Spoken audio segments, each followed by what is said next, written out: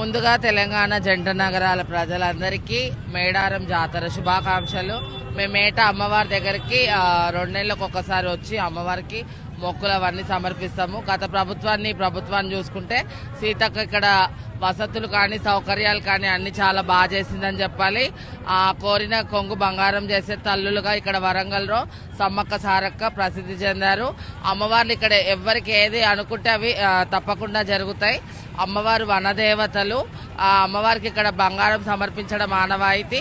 అలాగే బుధవారం రోజు సారలమ్మ రావడం జరుగుతుంది, బేస్తవారం సమ్మక్క రావడం జరుగుతుంది. ఇద్దరు వచ్చిన తర్వాత అందరూ అమ్మవారికి మొక్కులు సమర్పిస్తారు. శనివారం రోజు వనప్రవేశం అవుతుంది. అలాగే చెప్పాలంటే జంపన్న వాగులో స్నానాలు ఆచరించి ఎలాంటి వ్యాధులున్నా ఎలాంటి రోగాలున్నా ఏమన్నా ఇబ్బందులున్నా ఇక్కడ జంపన్న వాగులో స్నానం ఆచరించిన వాళ్ళకి అన్ని ప్రతి ఒక్కటి పోతాయని నమ్ముతారు. 2 ఏళ్లకు ఎందుకు ఇంత ప్రసిద్ధి అంటే అమ్మవారు ఈ ఏషియన్లోనే ఇది మహాకుంభమేళ.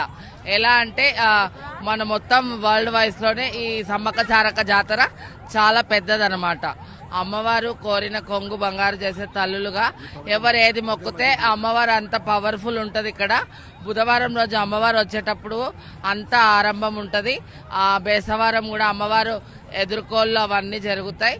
ఇప్పుడు ఈ జాతర వచ్చేసి 3 రోజులు జరుగుతుంది.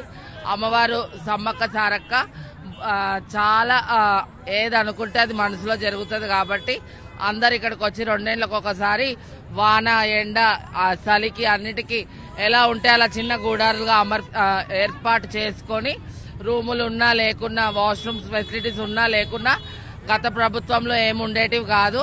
ఇప్పుడైతే కొంచెం వాష్రూమ్ ఫెసిలిటీస్ అవన్నీ ఉన్నాయి. అమ్మవారి దగ్గర అన్ని చాలా బాగున్నాయనే చెప్పాలి.